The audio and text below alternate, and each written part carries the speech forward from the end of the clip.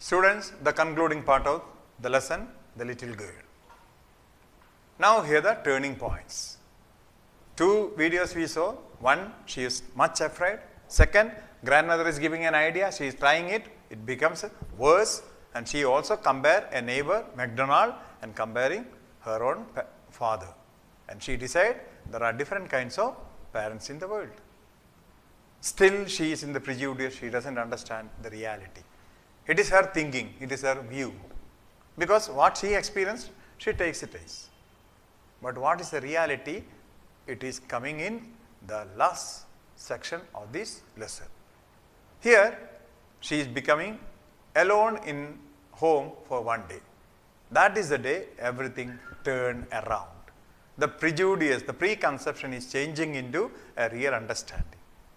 The fear in her goes away. The gigantic form of the father become a small thing. The father become very soft. The hard person is changing. Let us see how. Suddenly one day. It is written suddenly. It is not a right usage. But why the writer wrote that suddenly? Because everything changed suddenly one day. All these things she was keeping from childhood till that day, suddenly everything changed. Suddenly one day mother became ill. Her mother became ill and she and grandmother went to hospital. Mother went to hospital along with the mother. Grandmother also went. She was admitted. Grandmother was there to take care of mother. The little girl was left alone in the house with Alice, the cook. In the house, the servant Alice was there. She was a cook. The little girl was there. Papa went for duty. That was all right in the daytime, but while Alice was putting her to bed, she grew suddenly afraid. Daytime it's okay. Alice is there, this girl is there, father is not there, she is happy. Only thing, grandmother and mama is not there, they are in the hospital, mama is hospitalized. Daytime it is okay. But in the night when it came, Alice told her to go to bed because Alice has to go back. Alice cannot sleep with her. She is a cook. So when she wanted to be in the bed, then she became fearful. What will I do if I have a nightmare? She asked. Casey asked to Alice, Alice, what will I do? I used to get bad dreams. Bad dreams are basically called nightmare. If I get a nightmare, what will I do? Usually I sleep with the granny. Grandmother is there. With her I am sleeping. Nightmare, of course, she will make me okay, better, like that. But today what will I do? I am alone. I am afraid. I often have nightmares, then granny takes me into her bed. I can't stay in the dark. It all gets whispery. Whenever I get a nightmare, I used to go to Nani's bed and I sleep with her. And when I am alone, everything I feel, somebody is talking, somebody is talking, somebody is talking. Talking like this is called whispering. Without much sound, without much clarity. So everything feels whispering for me and I grew fearful and fearful. You just go to sleep, child, said Alice. Alice said, just go to sleep. Pulling off her socks, and don't you scream and wake your papa. And Alice is telling, don't make sound, just go to sleep, pray and sleep. And you don't scream in the night and make your poor papa, who is sleeping there in the down, don't make him to wake up in the night. But the same old nightmare came. The butcher with a knife and a rope who came nearer and near, smiling that dreadful smile, while she could not move, could only stand still, crying out, Grandma. But the nightmare, the dream came. In the dream, a butcher with a knife and a rope is coming closer and closer. She is not able to move. She is afraid. The butcher is coming close, close, close, close, with a knife in the hand, rope here. You can imagine she started screaming, Grandma, like that she shouted. It was a dream, a nightmare. She shouted and she woke, shivering to see father beside her bed, a candle in the hand. But when she opened the eyes and looked, Grandma is not there, butcher is not there, knife is not there, rope is not there, but the gigantic father is standing there with a candle in the hand. Can you imagine the situation? She is afraid of butcher in the dream. She is afraid of father also. That father is standing with a candle. Mama and grandma is in hospital. Alice is sleeping somewhere in another room. What happened next? What's the matter? He said. He asked what happened. A butcher, a knife, I want Granny. Very cool issue. There was a dream in that a butcher was there. He was having a knife. I'm afraid I wanted to go with Granny. But Granny is in hospital. He blew out the candle. He blew the candle out, bent down and caught up the child in the arm, carrying her along the passage to the big bedroom. A newspaper was on the bed. He put away the paper, then carefully tucked up the child. What he did? Suddenly bent, took the child in the shoulder, started walking, went to his bedroom. He was reading actually the paper. That was the time he heard this shouting, Grandma, Grandma, butcher. This shouting he heard when he was reading the paper. He came with a candle, took the baby to his bed and removed the paper and tucked means held her tightly to his body. This she never expected. She was afraid to talk, but that day he took her to his bedroom, held her tightly to his body. He lay down beside her, half asleep still with a butcher's smile all about her it seemed. She crept close to him, snuggled her head under his arm, held tightly to his shirt. Even though he was holding, she was just searching, butcher is there or in the darkness, and she creeped. You know what is creeping means? Lizards, snakes, they are creeping on the land, creeping on the surfaces.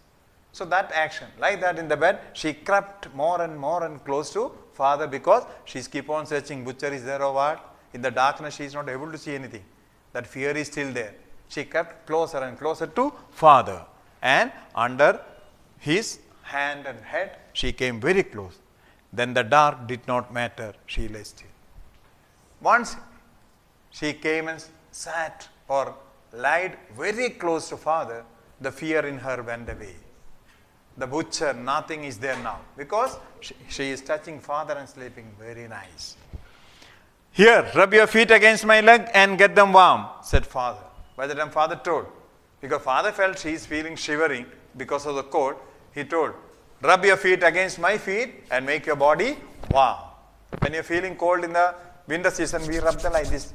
Under the bed sheet also we do like this. Like this and keep it. Why? To get it warm. So when two people, you are sleeping with a brother or mother or somebody, then you rub your hand with them and touch your body with them so tight such a way that you become warm. So father felt this girl is creeping because she is feeling cold. Actually she was afraid of butcher. So she is coming closer and closer to father. Father felt she is feeling cold. He told, if you are feeling cold, rub your hand and leg with my hand and leg and keep yourself warm. Tried out, she slept before the little girl. A funny feeling came over her. She tried, rubbed, she became warm. She became very courageous because now father is a damn butcher, nothing can be done. I am happy. She felt very nice. And a funny feeling came to her mind. Till that time she was feeling very much terrifying memories of father. Now a funny feeling coming over her. Poor father, not so big after all. She started telling, this father is not so big. I was thinking that he is a big giant, very rough and tough. He is a poor one. He is holding me. He is telling me to rub the hand. And he is holding me very nicely. And with no one to look after him. Today there was no one to look after him. Mama is not there. Grandmother is not there. Only one cook is there. He was harder than grandmother. His body is very hard than grandmother. But it was a nice hardness. That hardness is very nice. Not like what I thought.